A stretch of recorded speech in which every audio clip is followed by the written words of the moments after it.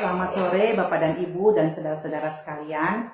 Senang sekali kita dapat bertemu dalam acara Biola, Bina Online Aja, yang merupakan program mingguan GKI Jalan Maulana Yusuf, Bandung. Pada acara Biola hari ini, kita akan membahas tema mendisiplinkan anak, yes or no. Kenapa kita ambil tema ini? Terutama saat ini karena pandemi COVID, ruang pergerakan kita sangat dibatasi. Orang tua banyak yang harus bekerja dari rumah atau istilahnya work from home, dan anak-anak dari tingkat SD, SMP, SMA, bahkan mahasiswa atau kuliah harus melakukan pembelajaran dari rumah atau istilahnya sekarang adalah study from home.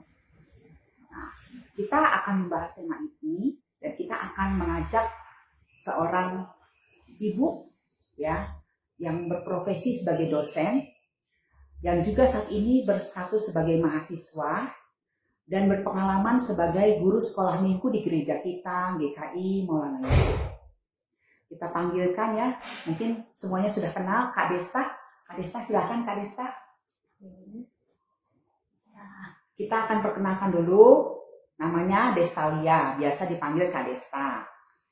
Kak Desta ini lulusan S1-nya dalam bidang psikologi, S2-nya mengambil major dalam pendidikan anak berkebutuhan khusus, dan sekarang Kak Desta sedang melanjutkan program doktoral dalam jurusan psikologi juga. Kak Desta ini bekerja sebagai tenaga pengajar di salah satu university atau universitas di Kota Bandung, dan juga Kak Desta ini sudah menjadi pelayan atau guru sekolah minggu di gereja kita dari tahun 2006. Bahkan pengalamannya ini mungkin sudah cukup lama sehingga adik-adik sekolah minggu yang dulu diajar oleh Kak Desta mungkin sekarang sudah dewasa ya, sudah besar-besar gitu. Jadi ini kita perkenalkan dulu dengan Kak Desta ya, Kak Desta. Mungkin semuanya orang tua juga yang pernah punya anak sekolah minggu pasti kenal sama Kak Desta. Lalu untuk membuka acara kita hari ini, kita mengambil ayat dari Amsal 22 ya, ayat 6 ya. Yaitu bunyinya seperti ini. Didiklah orang muda menurut jalan yang patut baginya, maka pada masa tuanya pun ia tidak akan menyimpang dari jalan itu. Atau dalam Alkitab bahasa Inggris NIV berkata, start children off on the way they should go, and even when they are old, they will not turn from it. Ya, jadi ini ayat yang mendasari acara kita pada hari ini. Nah, sekarang saya punya pertanyaan nih buat Kak Desta. Sebenarnya Kak Desta, apakah semua orang tua setuju kalau kita itu harus mendisiplinkan anak? Bagaimana menurut pengalaman Kak Desta? Pada dasarnya ya Bu, jadi setiap orang tua mengharapkan anaknya hidup teratur gitu. Kalau kenapa? Karena pada hidup teratur, dengan hidup teratur berarti segala sesuatu bisa kita laksanakan dengan baik. Nah, untuk mencapai hidup yang teratur berarti ada hal yang harus kita lakukan sebelumnya, yaitu untuk mencapai itu salah satunya yaitu melalui disiplin seperti itu. Nah, disiplin ini perlu dari kapan dibangunnya? Sebetulnya kalau disiplin ini kita bangun mulai dari sejak kecil seperti tadi di ayat Alkitab ya Bu ya, di Amsal. Jadi mulai dari sejak kecil itu kita latih, kita didik supaya anak bisa disiplin dalam hidupnya, begitu Bu. Ya, tapi ada beberapa kejadian nih Kak ya. Misalnya di media kita suka baca di koran atau juga di berita gitu ya. Ketika anak disiplinkan oleh guru di sekolah, maka orang tua akan berbondong-bondong ya untuk melakukan protes ke sekolah gitu ya. Padahal zaman dulu, zaman saya dulu gitu ya, orang tua itu setuju dan percaya penuh kepada sekolah ketika sekolah itu melakukan apapun ya, maksudnya dalam hal positif tentunya ya, dalam mendisiplinkan anak di sekolah. Nah, seperti itu. Bahkan zaman dulu mendisiplinkan anak itu kadang-kadang memakai metode. Saya ingat dulu waktu kecil misalnya waktu SD itu hal yang biasa ketika guru memukul anak dengan penggaris, yang memukul tangan anak seperti itu. Jadi kan memang beda ya. Nah, itu bagaimana pendapat Kak Desta? Kalau sekarang memang kalau secara teori Bu, jadi dalam mendidik anak memang tidak disarankan untuk menggunakan yang namanya kekerasan. Nah, apakah penggaris tadi, apakah alat-alat lainnya yang mengenai tubuh anak itu dapat menyakiti anak khususnya secara psikis. Nah, itu berarti ketika sudah menyakiti anak secara psikis itu berarti sudah melukai jiwa anaknya, seperti itu. Nah, oleh karenanya seringkali kita sering temuin tadi, kenapa kalau dulu orang tua mempercayakan sepenuhnya pendidikan terhadap anak di sekolah, tapi sekarang belum apa-apa langsung orang tua datang ke sekolah, anaknya baru aja nangis, langsung ini kenapa anak saya, ada apa dengan anak saya? Nah, sebetulnya pandangan atau perspektif itu yang harus kita ada perubahan pandangan sebetulnya Bu. Jadi yang dulunya lebih ke arah kalau mendidik anak itu menggunakan metode yang cukup keras, tadi dibilang cukup keras. Kalau sekarang mungkin pendekatannya lebih ke heart to heart ya, hati ke hati. Tapi apakah itu salah atau tidak, dua-duanya nanti kita lanjutin lagi nih pembahasannya Bu. Jadi selanjutnya nih berarti saya bertanya ya. Jadi apa arti mendisiplinkan anak sebenarnya gitu ya? Dan juga kita kan tahu ada berbagai macam tipe orang tua ya dalam mendisiplinkan anak. Nah itu dari berbagai macam tadi seperti yang Kak Desa tadi ceritakan sedikit ya, bahas sedikit apa negatif dan positif dari tipe-tipe tersebut. Jadi mendisiplinkan anak itu berarti membimbing anak dengan aturan-aturan atau batasan-batasan yang sesuai dengan apa yang nanti perilaku apa yang akan kita harapkan muncul di anak itu Bu sebetulnya. Terus pada saat kita mendisiplinkan anak itu pasti ada sangkut pautnya dengan yang namanya pola asuh orang tua. Jadi pola asuh orang tua itu memang ada beberapa. Misalnya, jadi sebenarnya ada 3. Yang pertama yang otoriter. Otoriter itu orang tua lebih cenderung satu arah. Jadi satu arah, mereka lebih cenderung mengharapkan anaknya mengikuti apa yang mereka harapkan dari anak itu. Itu positif nggak Bu? Positif sebetulnya. Tapi ada hal yang negatifnya. Maksudnya ada hal yang kurang dari pola asuh itu apa? Suara anak itu kurang didengar. Dan juga pada pola asuh otoriter biasanya kedekatan emosinya itu minim sekali Bu. Itu pola asuh otoriter. Kemudian pola asuh yang kedua yang demokrasi. Nah ini biasanya yang diharapkan ada saat ini. Yang biasanya diibaratkan ini yang ideal, pola asuh yang ideal. Itu apa maksudnya? Jadi orang tua punya harapan ke anak untuk mendisiplinkan begini. Nah anak juga bisa menyampaikan, Ma aku kalau misalnya nih jam sekian waktunya kamu bangun pagi. Nah anak juga bisa memberikan pendapatnya. Ma aku bisa bangun pagi jam sekian sesuai yang mama misalnya yang kita terapkan.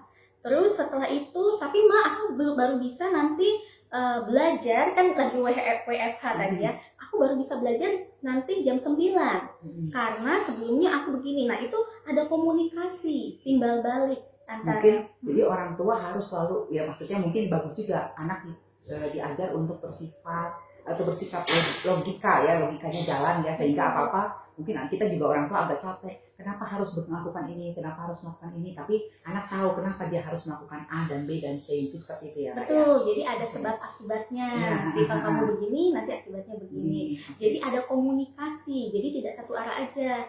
Nah itu yang pola asuh yang kedua, yang positifnya. Nah kalau misalnya ada negatifnya juga nggak sebetulnya di pola asuh demokrasi? Kadangkala menjadi negatif apabila terlalu kendor. Terlalu kendor maksudnya dalam arti orang tua jadi kalau di situ kan bisa dinego-nego sebetulnya. Negosiasi kan sebetulnya, negosiasi. Ma mau begini, oh ya boleh. Awalnya enggak, tiba-tiba kalau nggak konsisten, akhirnya ada negosiasi yang tidak konsisten, nanti ini tidak konsisten. Anaknya, oh nggak apa-apa kalau aku ngomong gini, mama oke. Kalau aku ngomong gini, papa oke. Nah itu akhirnya negatifnya bisa ke arah situ Bu. Kalau kita tidak ada konsistensi. Jadi orang tuanya harus tegas, punya prinsip juga, tapi mampu untuk memberikan jawaban atas apapun yang diinginkan oleh anak dan apapun yang diinginkan oleh orang tua, kalau misalnya itu bisa mau berhasil gitu ya. Nah yang ketiga ini biasanya anak-anak yang kecil suka, yaitu pola asuh permisif. Maksudnya membebaskan segalanya. Ma, aku mau ini, Pak, aku mau ini, silahkan. Mau beli ini, silahkan. Tapi itu pada saat, bukan maksudnya seringkali orang tua bilang, kan aku sayang sekali sama anakku. Jadi segala dikasih, anak yang mau dikasih. Yang harus kita ingat, saat ini kita mengasihi anak kita, tapi dengan pola itu seringkali nanti di depannya, di masa depannya, itu bisa membahayakan kepada anaknya juga.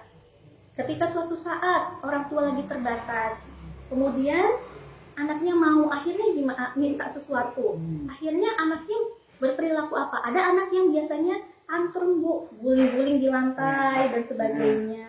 Kalau besar, kalau tantrum guling-guling di lantai kan jadi sesuatu yang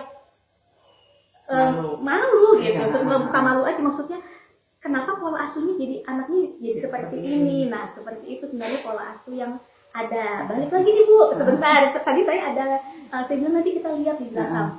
Kayak yang tadi, zaman dulu kenapa orang tua ketika datang ke sekolah maksudnya menyerahkan sepenuhnya ke anak, ke orang ke sekolah. Kalau sekarang anak baru dicoel aja sedikit atau baru ditegur aja sedikit sama guru, langsung nangis pulang mengadu ke mamanya atau papanya, mama papa langsung datang. Gitu ya, bahkan seringkali datangnya bukan mengkonfirmasi dulu ke guru, tapi langsung menjudge gurunya, ini anak saya gini. Nah, karena adanya perbedaan pola asuh tadi, seperti itu, Bu. Jadi anak yang diasuh seperti apa, seringkali gurunya berusaha untuk demokrasi dan sebagainya, tapi anaknya biasanya datang, misalnya anaknya permisif, semuanya diokekan, dapat guru yang adil segala macam. Beda kan, Bu, jadinya. Jadi persepsi anak dan persepsi guru beda, akhirnya anaknya memberikan persepsi yang lain, diceritakanlah ke orang tuanya langsung ya begitu. Gitu ya. Mungkin seperti itu ya kasus-kasus yang mungkin terjadi. Iya, jadi seringkali beda persepsi, beda komunikasi, pola cara tadi ya, cara pengajarannya, metodenya ya, seperti itu. Oke. Sekarang pertanyaan selanjutnya ya. Nah, apakah disiplin itu bergantung usia, Kak? Misalnya kan kita sekarang ada anak TK, SD, SMP, SMA, bahkan mahasiswa. Apakah cara mendisiplinkan anak itu berbeda-beda tiap ini? Karena Kak Desa sendiri kan saat ini berstatus sebagai mahasiswa, mungkin mempunyai pengalaman ya, juga sebagai seorang ibu, sebagai guru sekolah minggu gitu kan ya. Nah, ini Kak Desa juga sekarang melihat bagaimana anak-anak harus belajar secara online di rumah gitu. Kira-kira apa keuntungan mungkin yang Kakak lihat atau kendala yang dihadapi, mungkin Kakak bisa bahas seperti itu secara keseluruhan. Jadi ketika mendisiplinkan anak itu sebetulnya ada 3 hal yang harus kita pertimbangkan. Yang pertama usia anak, yang kedua tingkat kecerdasan emosinya anak, kekuatan emosi anak, dan yang ketiga kepada kecerdasan kognitifnya, maksudnya sejauh mana kognitif anak itu. Jadi pada saat usia batita itu ketika kita mau mendisiplinkan anak bagaimana, Bu? Mungkin Ibu juga punya pengalaman ya, waktu pas anak masih bayi di bawah atau masih 1 atau 2 tahun kan kita bilang misalnya pakai Dede waktunya minum susu misalnya, begitu ya, Bu. Nanti mama kasih timer ya, waktunya kan nggak begitu ya, Bu, tapi sepenuhnya fullnya pasti di orang tua ketika mendisiplinkan anak itu. Jadi nggak ada yang namanya tadi nego-negoan. Tapi ketika sudah balita, di situ anak sudah mulai bisa berpendapat, bisa kenapa teman saya begini tapi saya kok enggak gitu. Kenapa? Jadi sudah mulai ada pertanyaan-pertanyaan dari anak ketika kita berusaha untuk mendisiplinkan. Nah, jadi usia balita juga anak diberikan ketegasan, tapi harus yang penuh kasih seperti itu, Bu. Kemudian begitu pula nanti di jenjang berikutnya, Bu, SD, SMP, SMA, bahkan sampai kuliah. Mungkin kadarnya ya, Bu, karena sebetulnya mendisiplinkan anak tadi dari awal, dari dasar. Ketika anak sudah dari dasar disiplin, terbentuk kebiasaan, terbentuk kedisiplinan, nanti kedepannya pasti orang tua akan lebih lebih mudah karena sudah ada konsepnya dari awal gitu.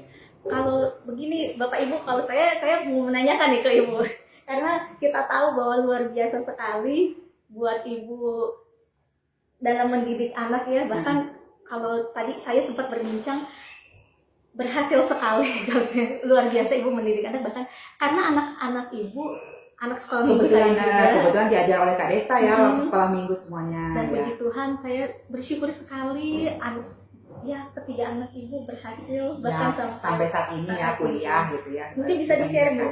Ya kalau saya memang dengan suami itu tipenya agak keras gitu Bu ya untuk mendidik anak. Jadi memang seperti yang tadi dikatakan sampai usia SMP, bukan SMP, sampai SD ya, sebelum masuk ke SMP kami agak keras. Mungkin bahkan ketika mereka masih kecil kami kadang-kadang menggunakan metode yang tadi pakai penggaris atau apa itu kami lakukan gitu, karena anak-anak apalagi anak pertama dan kedua itu anak laki-laki ya, jadi mungkin agak lebih keras gitu ya.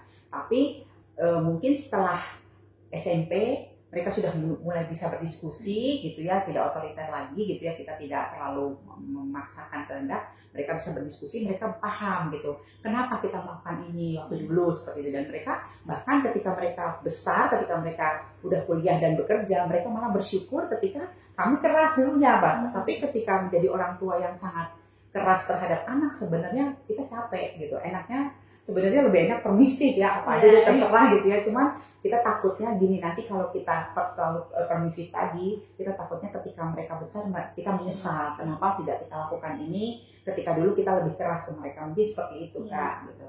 Itu saya ini kan. Jadi memang ketika tadi berdasarkan usia memang berbeda-beda ketika kita berusaha mendisiplinkan anak. Begitu pula dengan tadi sharing dari ibu kecerdasan emosi. Jadi maksudnya ketika ibu melihat kalau anak saya laki-laki dan dilihat emosinya sudah bisa kuat ketika saya melakukan metode ini seperti itu, metode A atau metode B dan C dan sebagainya. Dan akhirnya setelah berarti kan ketika ibu memutuskan saya akan melakukan A, B, C terhadap anak saya, itu juga dengan pertimbangan-pertimbangan ya Bu ya. Jadi dengan pertimbangan-pertimbangan bahwa anak saya ketika saya kasih saya kasih begini ke anak saya, dia akan lebih maksimal lagi untuk melakukan sesuatu begitu kan, untuk mencapai sesuatu. Dan juga yang bersyukur, maksudnya saya dapat ilmu jadinya dari ibu, maksudnya bahwa jangan sampai kita juga terlalu melepaskan anak, kendali terhadap anak, karena nanti anak itu kan tanggung jawab yang diberikan Tuhan ke kita. Nanti ketika kedepannya jangan sampai malah anak kita yang ini ya Bu ya, maksudnya kita menyesal gitu ya. Karena tadi seperti ayat yang sudah kita baca itu kan dikatakan di sini adalah didiklah orang muda menurut jalan yang patut baginya. Betul. Ya, maka pada masa tuanya dia tidak akan menyimpang dari jalan itu. Gitu. Jadi ya kita berusaha untuk dari anak-anak kita didik gitu ya, seperti itu ya. Kalau saya. Nah, sama Bu yang tadi yang ketiga. Jadi Ibu juga ceritakan tadi bahwa ketika SMP Ibu baru maksudnya ketika SMP lebih sering berkomunikasi. Maksudnya pendorongnya tuh kakak maunya apa? Kalau dari mama papa maunya begini, dari kakak, dari abang atau dari kakak maunya begini. Jadi itu makanya tadi saya bilang ada usia, ada ketahanan emosi anak, dan yang ketiga yaitu kognitif anak. Jadi kalau misalnya kita ajak anak batita untuk komunikasi itu kan tidak bisa ya Bu ya. Ya. Tidak bisa membuat alasan, belum logiknya perlu jalan gitu kan ya. Jadi ketika SMP mungkin sudah tapi itu tidak kita lepas saja ya, pelan-pelan gitu seperti itu. Jadi SMP, SMA itu sudah bisa anak berpendapat, kita dengarkan. Sebetulnya di SD kelas besar ya Bu ya, kelas 4-5 tuh udah bisa ya, 4-5-6 ya, karena mereka sudah masuk ke tahapan pemikiran sebetulnya yang konkret, yang abstrak. Jadi bisa berpikir abstrak kan. Kalau mahasiswa gimana Kak? Kalau mahasiswa biasanya lebih cenderung mereka karena sudah ada di pola asuh orang tua, pola asuh orang tuanya yang sudah ada dari mereka biasanya udah terlihat lebih mandiri ya Bu ya. Jadi sudah ada kedisiplinannya dan lebih mandiri seperti itu. Tapi seringkali juga kita melihat nih ada mahasiswa yang waktunya ngumpulin tugas masih aja Bu maaf ya Bu gitu, Bu maaf Bu saya belum nih Bu Bu maaf Bu. Nah apalagi yang online gini seringkali, Bu maaf saya belum bisa upload Bu, susah sinyalnya. Nah jadi padahal belum selesai gitu ya, belum selesai dilaksanakan. Jadi ada aja alasan maksud dari hal-hal seperti yang PJJ ini ya Bu ya, masuk ke PJJ ini. Nah jadi khusus mahasiswa memang ketika kita melihat mahasiswa itu sebetulnya perilakunya kan sudah, maksudnya kenapa dia seperti itu sebenarnya sudah terbentuk ya pribadinya. Nah gimana kita sebenarnya orang terdekatnya bisa nggak sih sebenarnya pada saat mahasiswa kita usia mahasiswa, usia dewasa kita mendisiplinkan mereka sebetulnya bisa. Tapi balik lagi harus ada kemauan juga Bu dari orang itu, dari individu itu untuk berubah, untuk lebih disiplin. Jadi untuk sebagai penutup nih Kak ya, tadi diskusi kita sudah cukup panjang ya. Jadi dari pengalaman Kakak sebagai anak ya, sebagai mahasiswa saat ini juga ya, sebagai guru sekolah minggu ya, lalu juga sebagai praktisi dari pendidikan yaitu sebagai seorang dosen ya, adakah cara atau metode mendisiplinkan anak secara Kristiani lah, karena kita dari gereja gitu ya, bagaimana pendapat Kakak? Pastinya kalau metodenya balik lagi berdasarkan Alkitab, apa yang Alkitab ajarkan, berdasarkan kasih. Tegas boleh. Ketika kita tegas itu juga tetap harus berdasarkan kasih. Seperti tadi Ibu juga pengalaman kan, bahkan Ibu bisa membesarkan anak, bahkan bisa sampai berhasil sampai saat ini juga dengan penuh ketegasan, tapi dibalik itu semua karena kasih yang ada dari seorang ibu, dari seorang bapak terhadap anak-anaknya. Jadi memang semuanya ketika kita melakukan sesuatu berdasarkan kasih, walaupun mungkin terlihatnya kok tegas sekali, tapi sebetulnya itu emang karena kami mengasihi kamu sebagai anak dan kami pengen kamu sebagai anak bisa berhasil nantinya ke depan. Itu ya Bu ya, kalau yang saya dapatkan. Oke, kalau gitu kita sudahi acara ini. Terima kasih Kak Desta atas bantuannya untuk acara Bina Online, untuk diskusi kita yang sudah sangat baik pada hari ini. Semoga acara kita hari ini bisa memberkati Bapak dan Ibu semua. Terima kasih.